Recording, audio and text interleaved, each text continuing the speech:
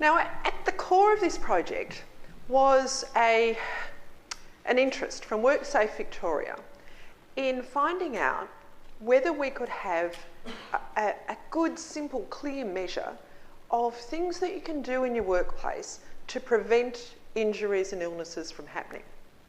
Around the world, there's a lot of interest in what they call leading indicators. What are the things that are steps that can be taken in the workplace to prevent injuries and illnesses from happening? WorkSafe Victoria have a strategy and prevention arm that really work to, in many of the same ways as Better Work Tasmania are working, to say what can we do to prevent things from happening? What are the proactive ways that we can keep people safe and healthy at work? And the idea is that these leading indicators, the things we can do in the workplaces, will lead to better outcomes.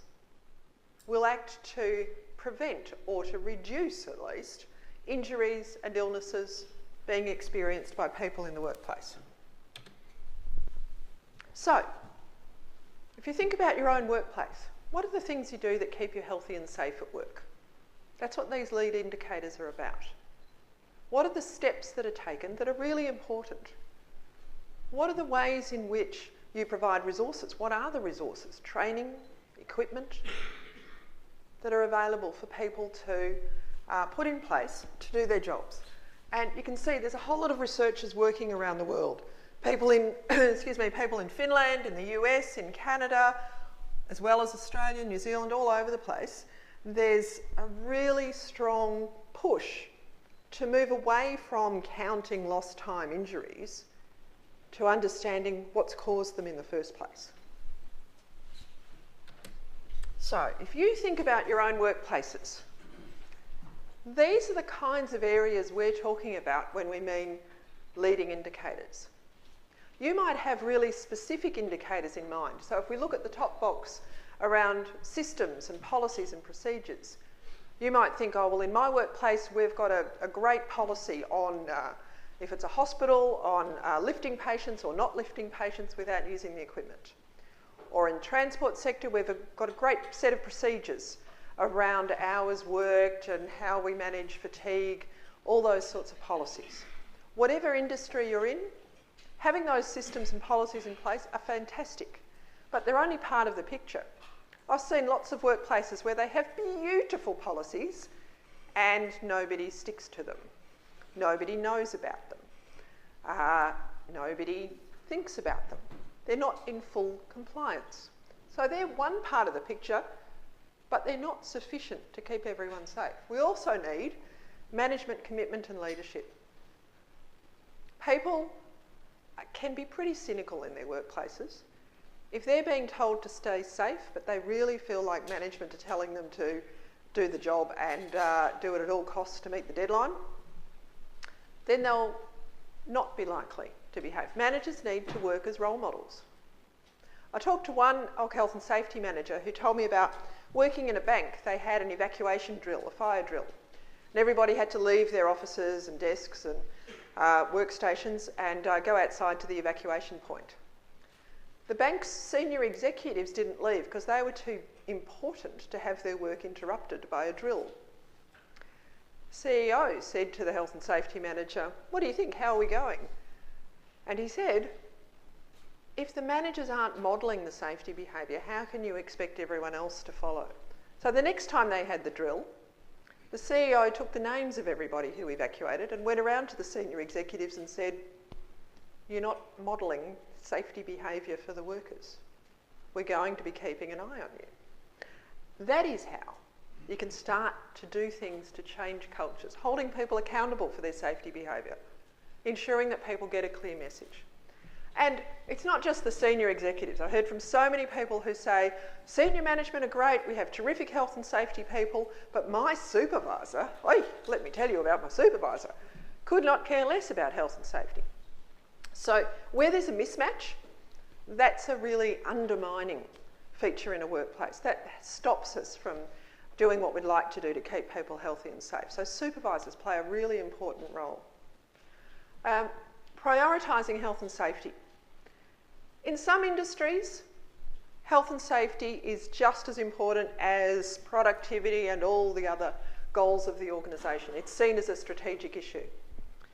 In other industries, health and safety of the workers can come kind of somewhere down the line. And we see this quite often in caring industries, where in healthcare people say patient safety is what we really are here for. We hear about the patients, and health and safety comes somewhere behind. In education, we're here for the kids. We have to look after the kids. Teachers don't want to report an incident because there'll be a whole range of issues if there's a problem with the child who's perhaps behaved in a way that's unsafe for the teacher's work. So looking at how we prioritise safety, whether it's okay to talk about safety is important. Okay, in your workplace, do you have regular inspections and audits? Are the forklifts checked? Is the equipment checked? And what happens if there's a problem with the equipment or with the procedures? Is corrective action taken? Do you improve things? Now, I hope, as you're ticking this off in your minds, do we do this in our workplace? Because the more things you do of these, the safer your workplace actually will be. Do you manage the risk? Do you control the risk? Do you have risk profiling? Do you involve the workers in discussions and decisions around health and safety? That comes through in all the research as a really strong and powerful way to keep them safe. In one of the mine sites that we visited for this research in far north Queensland, as it happened, the day before we turned up, someone had had his foot crushed by a massive piece of equipment. And so they'd had to stop the production, which cost them a lot of money. He'd been taken off to hospital. He was actually all right. But the whole work team were focused on figuring out what had gone wrong. And so, because production was stopped, what they did was they got their iPhones, their non-name brand specific smartphone piece of equipment, and they were reenacting what had happened to try and figure out what had gone wrong with him. And what they realised was they were levering in this bit of equipment and there was a rope in the way. And he kicked out his foot to move the rope. Instinctive, you know, but there was nothing to stop him putting out his foot, and his foot got crushed. So it was the work team who were going, hang on, we have to fix this. We have to figure out the way to make this not happen to anyone else. Empowerment. They knew that they could put that to their supervisor, they could talk about ways of improving it, and they could improve things. And to me, there was, you know, they were wonderful guys. They all had their names on their badges, as they do. One guy was Happy. No one actually knew what Happy's real name was. Happy was a very large guy. Nobody wanted to ask him what his real name was. But Happy was the safety officer for that group. And he was terrific. And his role was to keep people focused on safety. Those sorts of really practical measures are, in some workplaces, just not done. People are too scared to talk about safety. People feel there'll be a backlash, or they'll be seen as a troublemaker, or if they're casual, that they might lose their job, or they might not get as many shifts. Or there's workforce restructuring going on and somebody's going to lose their job, and if I cause a problem, it might be me. Or it's just too hard to fill in the forms, so I don't want to speak up. I'm already overloaded, haven't got the time to fill in the form. There's a whole range of reasons why people sometimes don't speak up about health and safety, but when they do, it's better. It's okay to have people reporting hazards, reporting near misses, reporting what happens, because unless you know what's happening, unless you're measuring it, you can't manage it. Once you're measuring it, once you've got the evidence and the information, then you can start to manage it. So communicate about health and safety. Give them the training, the information, the resources, the tools.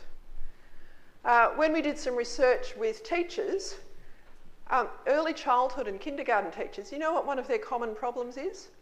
They have to sit on the chairs that the kids sit on. They're adults sitting in little kids' chairs all the time. And that causes some of their, you know, musculoskeletal problems because they're not given adult-sized chairs. Now, for many of us, being expected to go and do a job where you don't have adult-sized equipment, you'd think of as ridiculous, but for them it's the norm. So there's a whole range of issues in different industries about what people have to work with, and that have probably pretty simple solutions that we could use to improve their health and safety.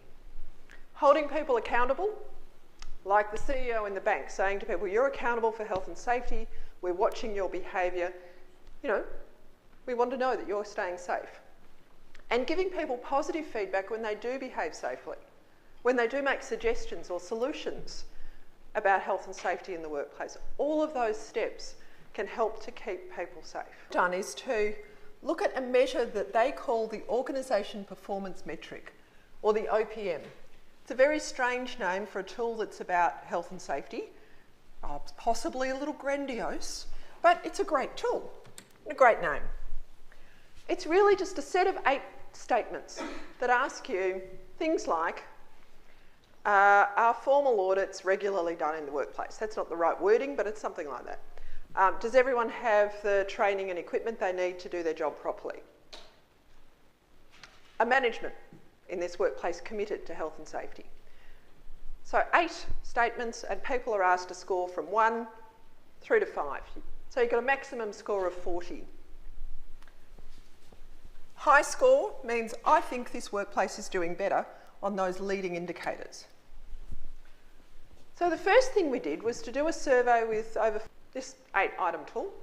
Could be used. You could use it in an employee attitude survey that you run with the workforce. You could just ask your health and safety reps to complete it. That'd give you at least a picture of what they're seeing. You could look at each of the items and see which ones you're giving more attention to than others, which ones perhaps your people think you're not giving enough attention to. You could identify areas of improvement. You could look at groups at risk. So as we saw across different workplaces within Organisation B, you could identify areas where there's perhaps, more targeted intervention that could be done. It could help you to think about the steps. Is it about training people? Is it about giving resources to them? What can we do to invest? Because investing up front is just spending the money in a different way from dealing with the cost of their injuries later on. Let's invest it up front instead. And you could use it to benchmark across different workplaces, benchmark across different parts of your workforce, understand which groups might be more likely to need attention, so that you add it to your suite of tools, add it to the whole toolkit you've got for dealing with health and safety in the workplace.